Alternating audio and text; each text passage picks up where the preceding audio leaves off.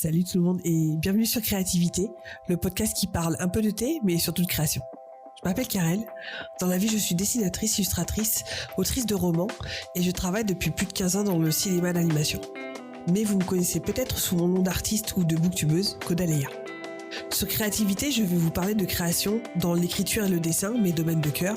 Ici, je vais aborder mes coups de boost, mais aussi mes coups de mou, mes retours d'expérience, mais mes aventures, mes peurs, mes angoisses, mes réflexions et mes expériences passées, actuelles et futures. Vous pouvez d'ores et déjà retrouver ce podcast sur Instagram, sur le compte créativité.podcast, donc créativité, THE à la fin, et le tout sans accent. Mais ne vous inquiétez pas, tous les liens seront dans les notes de l'épisode. En attendant, prenez une bonne boisson chaude et bonne écoute. Salut tout le monde et bienvenue dans ce nouvel épisode de Créativité, le 31e. J'espère que vous allez bien. Aujourd'hui, je vais répondre aux questions de la FAQ des 1 an du podcast. Voilà, ça fait 1 an que Créativité est sur les ondes. Et il y a un bon mois, je vous avais demandé si vous aviez des questions à me poser, que c'était le moment que j'allais y répondre dans cet épisode. J'en ai reçu quelques-unes, donc je vais m'empresser de répondre à toutes ces questions. Mais avant ça, le thé du jour. Alors, je vais pas être très original. En fait, j'ai bu un thé que j'ai trouvé au fond de mes placards. Il se trouve que c'était un thé English Breakfast qu'on avait acheté à Montréal à l'époque. Donc ça fait plus d'1 an maintenant qu'il est là. Je suis en train justement, comme je vous disais, de vider mes placards parce que j'ai des thés partout. Et c'est le genre de petit carton où il en reste 2-3. Et qui, vous savez, c'est le genre de boîte qui reste au fond de vos placards avec 2-3 thés qui se battent en duel. Et bon, il faut savoir aussi les finir. Donc voilà. Je vous mettrai évidemment le lien dans la barre d'infos. Mais sachez qu'il est trouvable pour l'instant que à Montréal. Donc il y a un bon mois, j'avais posté sur Instagram, sur mes 3 comptes Instagram, que j'allais faire cette FAQ et que voilà, si vous aviez des questions à propos de l'écriture, à propos du dessin, à propos de ce que vous vouliez, de l'organisation, etc., je me ferais un plaisir de vous répondre. Je me suis dit que pour fêter les 1 an de créativité, ce serait vraiment parfait. Donc j'ai reçu quelques questions. La première question que j'ai reçue, c'est de Céline, Imagineuse, qui m'a demandé pour un lycéen ou un collégien qui voudrait travailler dans les illustrations jeunesse, quel conseil donnerais-tu ? Alors je pense le plus obvious, c'est de dessiner, ça c'est sûr, de travailler sur son dessin, de travailler sur son style. Je sais que ça c'est un truc que les jeunes dessinateurs s'en font une montagne, justement d'essayer de trouver son style, de trouver un style qui détonne, de trouver quelque chose qui les démarque du reste des autres. Et malheureusement j'ai envie de dire, ça c'est une quête qui va durer toute sa vie. Et en fait, un style, c'est des fois un petit peu difficile. C'est très difficile à trouver. En tout cas, c'est sûr que ça se trouve pas sous le sabot d'un cheval. Ça se travaille pendant des années. Et souvent, on le forge sans forcément s'en rendre compte. Le style se forge par rapport à ses inspirations, par rapport à ce qu'on aime regarder, ce qu'on apprécie en fait comme style déjà de base, ce dont on va s'inspirer peut-être. En tout cas, spécifiquement pour les illustrations jeunesse, ce que je dirais, c'est peut-être de voir dans quel style d'illustration jeunesse il se sent de dessiner, qu'est-ce qui lui plaît le plus, donc ne pas hésiter à aller voir dans les librairies ou dans les bibliothèques qu'est-ce qui lui plaît le plus pour voir si c'est peut-être un style naïf ou un style beaucoup plus enfantin, un style plus poussé, un style plus comics, un style plus européen BD on va dire. Et ce que je pourrais peut-être aussi lui conseiller, évidemment il y a des écoles qui vont peut-être pouvoir l'aider. Malheureusement c'est aussi beaucoup de tâtonnage et beaucoup d'expérimentation de son côté. Donc voilà, ce que je vous disais c'était d'essayer de dessiner à fond. Malheureusement les bases sont toujours hyper utiles, c'est-à-dire tout ce qui est anatomie, tout ce qui est étude des couleurs, tout ce qui est composition aussi, c'est super important. Et ça, on a la chance d'être à l'ère d'Internet, à l'ère de YouTube. Vous pouvez trouver plein de ressources à ce niveau-là, dans chacune de ces composantes-là en tout cas. Ce que je pourrais aussi lui conseiller, donc c'est vraiment de se baser sur les fondamentaux, vraiment, parce que ça va forger son style. Et une fois qu'il comprendra comment fonctionne un corps humain, et il pourra justement incrémenter ça dans ses dessins. Et peut-être pour une dernière recommandation, je mettrai, Céline, si tu passes par là, donc dans les notes de cet épisode, le lien vers une chaîne d'une illustratrice jeunesse française qui vit à Bruxelles, qui s'appelle Marie Spénal et qui a beaucoup de vidéos justement sur son parcours, sur son évolution en tant qu'artiste et pourquoi donc elle s'est spécialisée dans l'illustration jeunesse, etc. Et je pense que ça peut être une très bonne source donc pour ce collégien ou ce lycéen qui voudrait travailler dans les illustrations jeunesse. Ce que je lui conseillerais aussi, c'est que qui dit aussi vouloir travailler dans l'illustration jeunesse, c'est que c'est pas juste un artiste, c'est un entrepreneur. Il faut aussi avoir des bases, malheureusement, en tout ce qui est en entrepreneuriat, tout ce qui est gérer un business, tout ce qui est essayer de faire une stratégie, essayer de faire du marketing, essayer ce genre de choses qui n'est pas super glamour. Avoir un petit peu des bases en fait de qu'est-ce que c'est de se lancer en freelance, qu'est-ce que c'est de se lancer en entrepreneuriat, parce que ça c'est justement tout un pan de la vie d'un illustrateur jeunesse en solo, si tu veux, qu'on voit pas forcément dans les écoles. Et ça, malheureusement, c'est aussi une partie du boulot et du business. C'est aussi un truc vers lequel il faut se pencher. Alors Céline me pose une autre question, qu'elle me demande: est-ce que tu peux nous donner ton parcours professionnel? Alors, mon parcours professionnel, en tout cas dans l'animation, il a commencé en 2007. Donc, j'ai fait une école de 3D qui était l'ESA à l'époque, qui est devenue maintenant l'école Georges Méliès, qui est une école d'animation 3D qui se trouve à Orly, donc en région parisienne. J'ai préparé un film de fin d'études avec 3 autres camarades qu'on a présenté donc en juillet 2007. Donc mon film de fin d'études s'appelait Bullseye, qui parlait d'une légende amérindienne inventée de toutes pièces. Donc c'était une idée qui venait de moi, c'est moi qui l'avais scénarisé, j'avais travaillé sur tout ce qui est pré-production, etc. Donc on a fait ce film. Et grâce à ce film qu'on a présenté évidemment aux professeurs, un jury des professeurs, mais aussi un jury de professionnels, à expliquer un petit peu ce qu'on avait dessus, quelle était notre intention, etc. Bref, il se trouve que comme je vous disais, ce film on l'a présenté en juillet 2007 et j'ai commencé à travailler dans l'animation en septembre 2007. Donc assez vite au final, j'ai eu de la chance parce que malheureusement c'est pas forcément le cas de tout le monde quand tu sors de l'école. Mon premier boulot, c'était dans une boîte qui s'appelle Méthode Animation, qui se trouvait donc en région parisienne aussi, à Saint-Cloud d'abord et ensuite à Boulogne-Billancourt.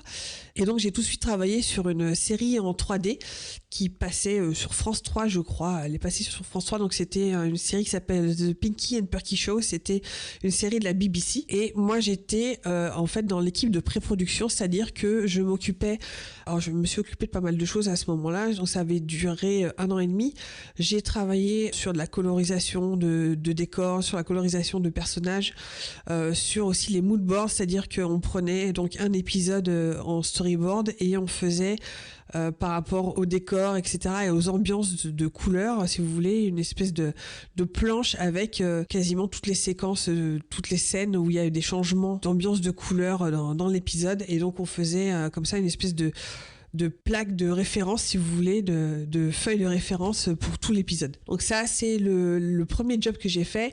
Et ensuite, en fait, dans ce métier-là, on enchaîne les productions, on change. Au début, c'est moins le cas maintenant, mais on change de studio d'animation. J'étais en région parisienne, donc il y avait pas mal de studios d'animation sur place.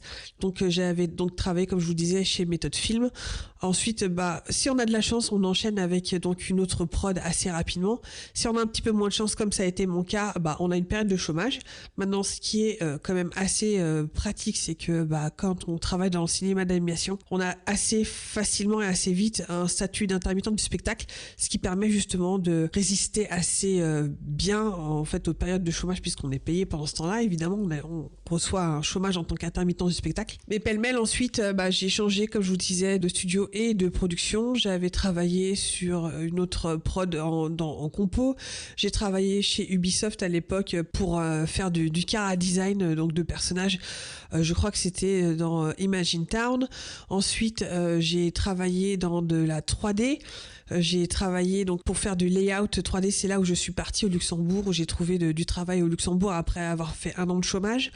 Donc voilà, j'ai travaillé dans pas mal d'endroits différents, sur pas mal de prods différentes. Je suis retournée ensuite en région parisienne, donc à Ubisoft, où j'ai travaillé sur la première saison des Lapins Crétins. Je suis ensuite retournée au Luxembourg, où là j'ai intégré un studio d'animation, donc la Fabrique d'Images, où je suis restée pendant presque 6 ans, je crois. Chez eux, j'ai travaillé sur des séries d'animation aussi, des séries en 3D. J'ai travaillé sur des films aussi qui sont sortis au cinéma. Donc j'avais travaillé à l'époque sur Oups, j'ai raté l'arche. J'avais travaillé sur un autre film qui s'appelle Bayala, sur Louis et les aliens. J'ai travaillé sur Petit ours brun, j'ai travaillé sur j'en oublie encore, sur le petit Nicolas, mais ça j'en avais peut-être déjà parlé, je sais plus. Ah oui, le petit Nicolas, donc en 3D. J'ai travaillé beaucoup plus tard sur le dernier film du petit Nicolas, cette fois-ci en 2D. Enfin bref, j'ai fait pas mal de choses. J'ai vraiment papillonné de prod en prod. Que ça, c'était la fabrique d'images. Ensuite, après la fabrique d'images, il y a eu cette fameuse expérience qui s'est mal passée, où donc j'ai dessiné un manga pendant pratiquement un an. Pendant 9 ou 10 mois. Donc j'ai dessiné ce manga qui est sorti en janvier 2020. Et évidemment, après, il y a eu le Covid, donc où j'étais au chômage à ce moment-là. Et j'ai retrouvé un travail, donc toujours dans lequel je travaille encore, hein, un nouveau studio d'animation au Luxembourg. Donc là, ça fait 3 ans que j'y travaille. Et là, je fais essentiellement du layout de décors, du layout de personnages. Je fais du compositing. Je fais un petit peu tout aussi là-bas. Et chez eux, là dernièrement, j'ai travaillé sur, donc comme je vous disais, le film du petit Nicolas, le film en 2D qui est sorti il y a pas très longtemps. J'ai travaillé sur le dernier film de Ernest et Célestine. J'ai travaillé sur Kensuke, aussi un film qui va sortir l'année prochaine normalement.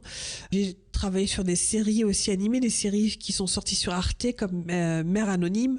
J'ai travaillé sur un documentaire sur la fantasy qui est sorti sur Arte aussi l'année dernière. Enfin bref, voilà, on a fait pas mal de choses et j'ai fait aussi pas mal de postes différents, depuis la colorisation, depuis le chara design, j'ai fait du layout 3D et 2D, j'ai fait du compositing, bref, j'ai un petit peu tout fait à part peut-être de la modélisation et du rig en 3D. Alors j'ai Lucky ensuite qui me demande qu'est-ce qui m'inspire le plus dans ma créativité, les jeux vidéo, les lectures, les films. Qu'est-ce qui provoque en toi une étincelle d'idée à chaque fois ? Bah en fait, tu le dis bien, c'est que qu'est-ce qui m'inspire le plus ? Je pense que tout ce que tu dis, les jeux vidéo, la lecture, les films, les séries, tout, je m'inspire de tout ça et en général, je suis une espèce d'éponge qui va vraiment tout absorber comme ça. Et alors je ne sais pas à quel moment ça va ressortir, je ne sais pas sous quelle forme ça va ressortir. J'adore les documentaires aussi, j'adore les trucs un peu insolites, j'adore les trucs historiques aussi, évidemment, mythologiques, enfin voilà, tout ce qui est les mythes urbains, les true crimes aussi, j'aime beaucoup, j'adore, il y a tellement de choses que j'adore et en fait, qu'est-ce qui provoque en moi une étincelle d'idées à chaque fois ? En général, en fait, ce qui est intéressant pour moi et ce qui me donne des idées, c'est pas vraiment une idée, en fait, c'est souvent un mix de plusieurs idées. C'est que en fait une idée toute seule va pas forcément donner une idée de dessin ou une idée de roman ou d'histoire ou quoi que ce soit. C'est souvent la rencontre en fait de plusieurs idées, de plusieurs inspirations qui en fait vont donner naissance à quelque chose. C'est vraiment quelque chose d'assez mixte et bah tiens, si ça, ce truc là que j'ai vu dans le jeu vidéo, si tu le maries à cette espèce d'ambiance que j'ai aimé dans tel film, si tu le maries à tel élément de telle BD, etc., et paf, ça fait des chocs à pic. Donc pour moi en fait c'est pas juste une idée qui va émerger, en fait qui va faire un arbre si vous voulez, c'est vraiment la rencontre de plusieurs éléments qui vont faire une espèce de gloubi-boulga qui va tenir tout seul. Je sais pas si c'est très clair, mais voilà. C'est peut-être l'analogie la plus claire que je puisse vous donner là, comme ça. Alors, il y a Fantastic qui me dit, franchement, comment fais-tu pour gérer autant de projets ? Tu ne dors donc jamais. Oui. Alors, je suis quelqu'un qui adore dormir. Je ne sais pas ne pas dormir. Je ne fais pas de nuit blanche. Je déteste ça. Même quand j'ai passé le bac, je ne faisais pas de nuit blanche. Jamais. Mon sommeil est très important pour moi. Je déteste aller dormir à plus de minuit, 1h du matin. Je suis grognon. Mes proches peuvent en témoigner. Je ne suis pas bien quand je vais dormir tard. Bref. Donc, je dors. Ça, je peux te l'assurer. Comment je fais pour gérer autant de projets ? Bah, déjà, j'ai pas d'enfant, ce qui aide beaucoup. J'essaie de gérer mon temps disponible de manière le plus optimisée, peut-être trop, ce qui fait que souvent moi mon problème c'est que justement je ne me laisse pas assez de temps pour me reposer et pour recharger mes batteries. Et ça c'est quelque chose que j'apprends à faire et que j'apprends justement à ne pas avoir à lâcher des projets. On m'a toujours dit que je faisais vraiment beaucoup de choses, mais pour moi c'était un peu mon fonctionnement un peu normal en fait. Je faisais de la musique, du dessin, de l'écriture, je faisais du badminton, je faisais ceci, je faisais cela, enfin j'avais beaucoup d'activités. Ça me paraissait naturel et normal. Mais en fait, avec le temps, justement, pour gérer mes projets, voilà, une bonne organisation, ça aide bien. Beaucoup de discipline peut-être et d'abnégation, je dirais, de persévérance, ça c'est sûr. Et j'apprends avec le temps que des fois, faut choisir, c'est renoncer. Et des fois, il faut renoncer pour avoir du temps pour les choses qu'on aime, quoi. Donc par exemple, j'ai complètement arrêté la musique. Ça me manque un petit peu, mais moins que je ne pourrais le penser. C'est peut-être en plus toi, Fine. Donc Joséphine, qui était mon ancienne chanteuse dans un groupe que j'avais quand j'étais plus jeune. J'ai complètement arrêté la musique. Je faisais de la basse, je faisais de la batterie. Peut-être que j'en fais dans une autre forme, puisque maintenant je fais de la danse orientale où on fait un petit peu de musique avec des cymbales de doigts. Voilà, ça s'est un petit peu transformé. J'essaie de gérer mon temps. Par exemple, là j'ai un petit peu mis de côté tout ce qui est Twitch, parce que ça me prenait du temps tous les week-ends, tous les dimanches, et c'était à la fin un peu trop envahissant, même si c'est quelque chose que j'ai beaucoup aimé, et même c'est quelque chose qui me manque encore un peu aujourd'hui. Mais je me suis rendu compte que j'avais besoin de ce temps pour me reposer, et que pour l'instant mon repos est plus important. Et ce que je fais aussi sinon, c'est que souvent j'essaie de voler du temps. J'essaie de voler du temps sur un peu tous les espaces où je peux en voler, je le fais. Alors, question suivante, cette fois-ci on retourne à une question de Céline Imagineuse. Donc, elle me demande qu'est-ce que j'ai déjà écrit et quelles sont les œuvres éditées. Qu'est-ce que j'ai déjà écrit ? Je pense que j'en ai déjà parlé dans précédents épisodes. J'ai écrit beaucoup pour moi, pour être honnête. Pour l'instant, je n'ai pas grand-chose de publié, à part une nouvelle. Donc là, c'était La fille aux yeux de chat qui a été publiée en 2018 aux éditions Ibi dans l'anthologie Félin. Mais à part ça, j'ai surtout écrit pour moi des fanfictions, certaines que j'ai terminées, certaines que j'ai jamais terminées.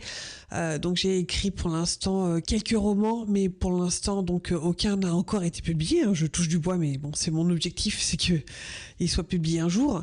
Mais en gros, voilà. Sinon, j'ai fait des défis d'écriture, des petits jeux d'écriture avec des amis, mais sans plus. À côté de ça, j'ai aussi commencé beaucoup de romans que je n'ai jamais terminés, mais là, on remonte vraiment à des époques révolues maintenant. Quand j'étais plutôt au collège, ce genre de période-là, j'avais commencé des romans que je n'ai jamais terminés.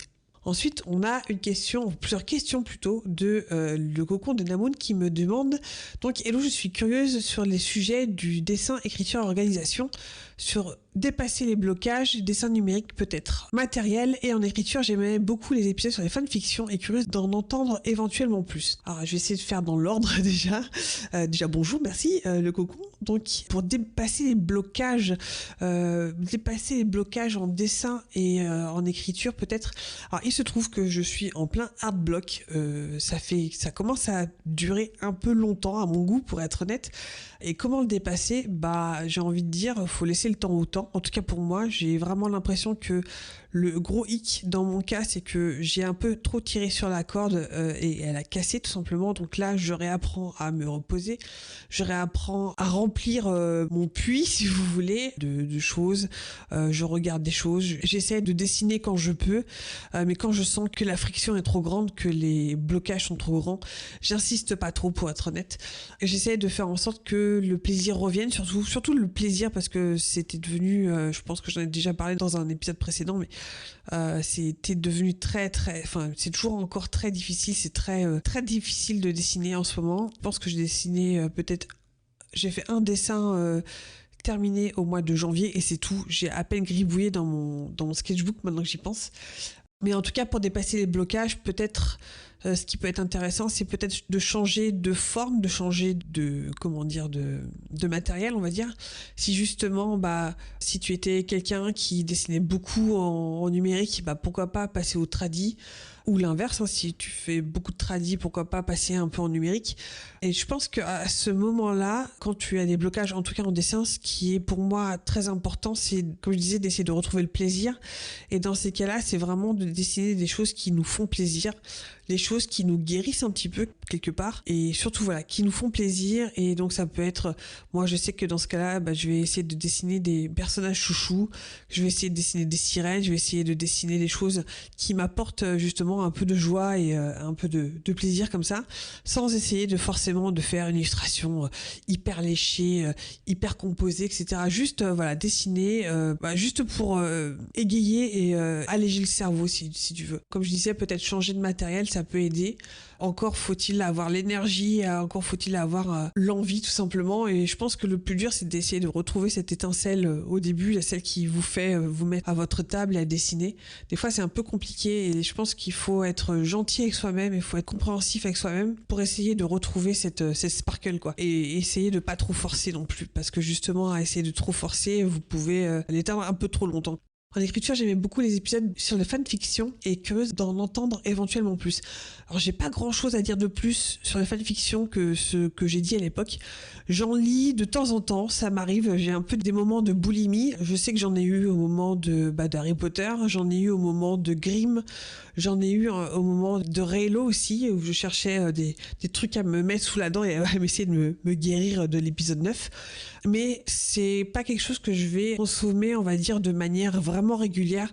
C'est vraiment quand j'ai un fandom qui me passionne à tel point que ça me crée un manque. Je sais pas comment expliquer ça, mais c'est quelque chose qui va être provoqué par un manque et par une espèce d'appel de vide. J'adorerais écrire une fanfiction sur Star Wars. Je sais pas si je m'en sentirais les épaules, pour être honnête.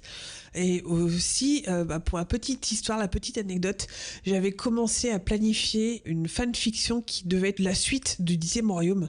Je sais pas, pour ceux qui m'écoutent là, si vous connaissez cette série, c'est une série qui date de, je crois que c'est le début des années 2000, quelque chose comme ça. C'était un téléfilm qui passait sur M6, dont je suis archi fan, je le connais par cœur, j'ai 2 fois le DVD chez moi, enfin bref voilà. Et si vous avez l'occasion de le regarder, regardez-le, je pense que c'est une des meilleures réécritures de contes que je connaisse, qui est drôle, qui est intelligente, qui est super sympa. Et donc c'est 5 épisodes d'1 heure, je crois, donc qui se passe dans un monde où un petit peu à la Once Upon a Time, en mieux si vous voulez, où il y a tous les contes de fées qui cohabitent, on va dire. J'avais tellement aimé cette mini-série, j'avais tellement été frustrée parce qu'ils commencent à parler, en fait ils ont glissé des éléments pour faire une suite et ils ne l'ont jamais faite. Et j'avais commencé à écrire justement qu'est-ce que j'aurais aimé, quelle aurait été ma version à moi de cette suite-là, le retour dans le 10e Royaume, quoi. Voilà, j'y pense encore de temps en temps, je me dis que ça pourrait être sympa, peut-être à refaire une espèce de méga réécriture de contes comme ça, parce que je sais qu'à un moment c'était revenu à la mode, les réécritures de contes, je sais pas si ça l'est encore pour être honnête, mais ça pourrait être aussi une idée à creuser pour peut-être un futur projet. Et voilà, c'est la fin de cet épisode FAQ. J'espère que ça vous aura plu. Je remercie encore toutes celles et ceux qui m'ont posé des questions. Donc merci, cet épisode existe, c'est aussi grâce à vous. Et puis je vous donne rendez-vous l'année prochaine pour la FAQ des 2 ans, j'imagine.